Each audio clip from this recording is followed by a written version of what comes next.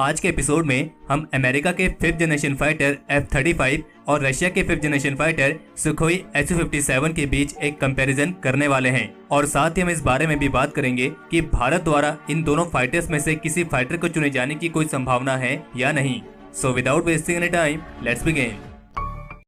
हालांकि ये दोनों ही फाइटर्स काफी अलग हैं और अगर इन दोनों में कोई चीज कॉमन है तो वो ये है कि ये दोनों ही 5th जनरेशन के फाइटर्स हैं। बाकी इन दोनों फाइटर्स को इनके रोल्स और कैपेबिलिटीज के बेसिस पर कंपेयर करना काफी मुश्किल है, क्योंकि जहां एक तरफ अमेरिका के F-35 को F-22 Raptor 5th generation fighter के कॉम्प्लीमेंट के तौर पर एक लाइटर और कम कीमत वाले 5th जनरेशन फाइटर के तौर पर डिजाइन किया गया है, और जैसा कि आप सभी को मालूम होगा कि F-22 रैप्टर जो कि एक twin engine air superiority fighter है, इसका प्रोडक्शन अमेरिका बहुत पहले ही बंद कर चुका है और इस फाइटर पर एक्सपोर्ट करने के लिए बैन भी लगाया गया है, यानी कि लॉकहीड मार्टिन इस फाइटर को किसी दूसरे देश को नहीं दे सकती है। और फिर इसीलिए इस F-22 रैप्टर को कॉम्प्लीमेंट देने के लिए इस F-35 को डिजाइन किया गया था ताकि इसे दूसरे देश में एक्सपोर्ट भी किया जा सके। और वहीं दूसरी तरफ जो रशिया का सुखोई Su-57 है वो एक हैवी कैटेगरी का twin engine multi role 5th generation fighter है और सही मायनों में ये अमेरिका के F-22 रैप्टर एयरक्राफ्ट के लेवल का है, लेकिन उससे कहीं ज्यादा एडवांस है। अगर बात करें इन दोनों फाइटर्स की कैपेबिलिटीज की तो रशिया के सुखोई Su-57 के पास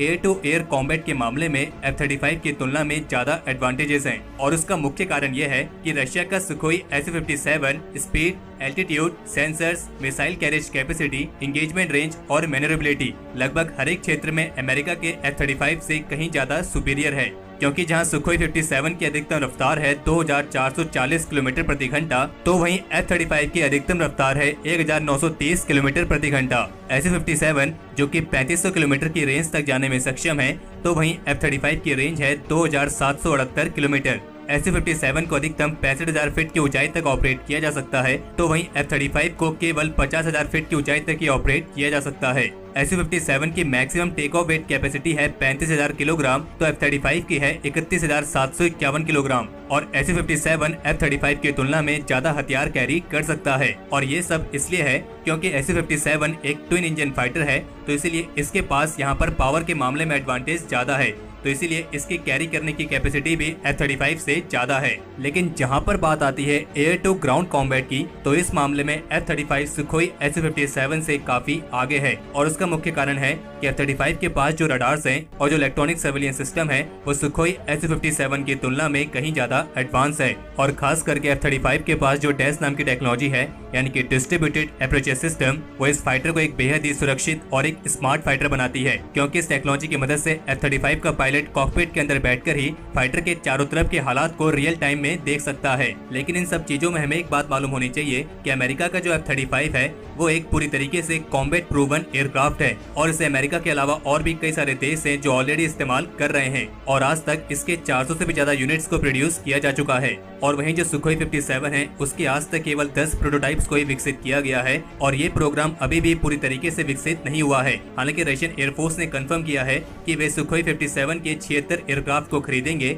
और उन्होंने 2 एयरक्राफ्ट के लिए ऑर्डर ऑलरेडी दे दिए हैं। और रशिया का कहना है कि सुखोई 57 को सीरिया में टेस्ट भी किया जा चुका है, और इसका पहला एयरक्राफ्ट इसी साल रशियन एयरफोर्स को डिलीवर किए जाने की उम्मीद है। और बाकी 2018 की शुरुआत में रशिया के राष्ट्रपति व्लादिमीर पुतिन ने भी Kh-47M2 किंजल नाम की हाइपरसोनिक मिसाइल का खुलासा किया था, जिसके बाद कुछ रिपोर्ट्स ऐसी भी आई थी जिसमें कहा जा रहा था कि रशिया अपनी इन हाइपरसोनिक किंजल मिसाइल्स को सुखोई 57 में भी इंटीग्रेट करेगा। और आपको बता दें कि जो एक किंजल हाइपरसोनिक मिसाइल है ये आवाज की रफ्तार से 10 गुना तेजी से भी चलने में सक्षम है। खैर ये तो हो गई कैपेबिलिटीज की बातें, लेकिन जब भी बात आती है किसी 5th जनरेशन फाइटर की तो सबसे पहले हमारे माइंड में आता है उस फाइटर के स्टेल्थ टेक्नोलॉजी, क्योंकि यही स्टेल्थ टेक्नोलॉजी किसी भी 5th जनरेशन फाइटर की सबसे बड़ी पहचान है। और अगर कंपेयर करें F-35 और सुखोई 57 की स्टेल्थ टेक्नोलॉजीज को, तो रिपोर्ट्स के मुताबिक F-35 सुखोई 57 की तुलना में ज्यादा स्टेल्थियर है। बाकी हम आपको अपने डिफेंस अपडेट्स में बता चुके हैं कि रशिया ने अपने इस 5th जनरेशन फाइटर सुखोई 57 के एक्सपोर्ट वेरिएंट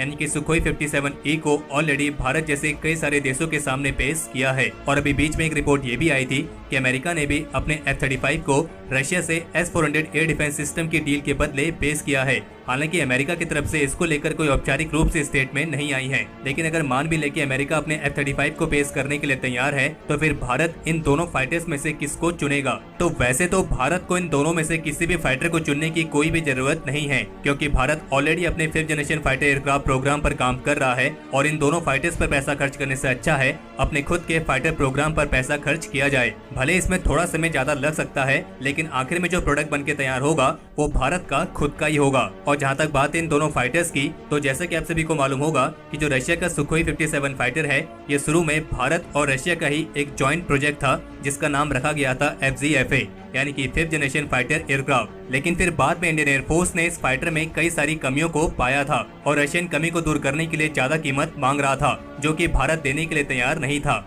और फिर आखिर में कई सालों तक चली नेगोशिएशन के बाद अप्रैल 2018 में भारत ने इस प्रोग्राम से हटने का फैसला ले लिया, और जबकि रशिया ने अकेले ही इस प्रोग्राम को आगे बढ़ाने का फैसला लिया। और इंडियन एयरफोर्स को इस फाइटर में जो सबसे बड़ी कमी लगी थी वो थी इसके स्टेल्थ कैपेबिलिटी को लेकर, क्योंकि इंडियन एयरफोर्स के हिसाब से इस फाइटर को जितना स्टेल्थ होना चाहिए था ये उतना स्टेल्थ नहीं था। और बाकी इस एयरक्राफ्ट के सर्विसिंग और जो मेंटेनेंस की कॉस्ट थी वो भी इंडियन एयरफोर्स के कंडीशंस के हिसाब से नहीं थी। और वहीं दूसरी तरफ जो अमेरिका का F-35 है, इस फाइटर को लेकर तो इंडियन एयरफोर्स ने आज तक कभी भी रुचि नहीं दिखाई है। और ऊपर से इस बात का भी कोई कंफर्मेशन नहीं है कि अगर भारत F-35 को चुनने का फैसला करे भी तो भी अमेरिका इसके टेक्नोलॉजी को किस हद तक ट्रांसफर करेगा, क्योंकि टेक्नोलॉजी ट्रांसफर के मामले में अमेरिका का रिकॉर्ड कभी भी अच्छा नहीं रहा है और बिना टेक्नोलॉजी ट्रांसफर के इस फाइटर को लेने का कोई खास फायदा भी नहीं है। और इसलिए हमारे ओपिनियन में वैसे तो भारत शायद ही इन दोनों फाइटर्स में से कभी किसी को चुनेगा, लेकिन अगर कभी चुनने की बात आती भी है तो फिर भारत को रशिया के सुखोई 57 के साथ ही जाना चाहिए, क्योंकि भले ही ये एक महंगा एयरक्राफ्ट है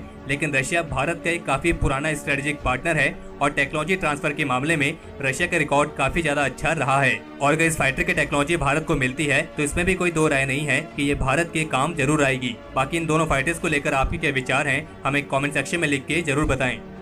तो हमारे आज के इस एपिसोड के लिए इतना ही। अगर इस वीडियो को लेकर आपका कोई सुझाव या सजेशंस हो तो उसे कमेंट सेक्शन में शेयर जरूर करें, और अगर आपको ये वीडियो पसंद आई हो तो इस वीडियो को लाइक करें और अपने फ्रेंड्स के साथ शेयर करें। और अगर आपने अभी तक चैनल को सब्सक्राइब नहीं किया है तो चैनल को सब्सक्राइब करना ना भूलें।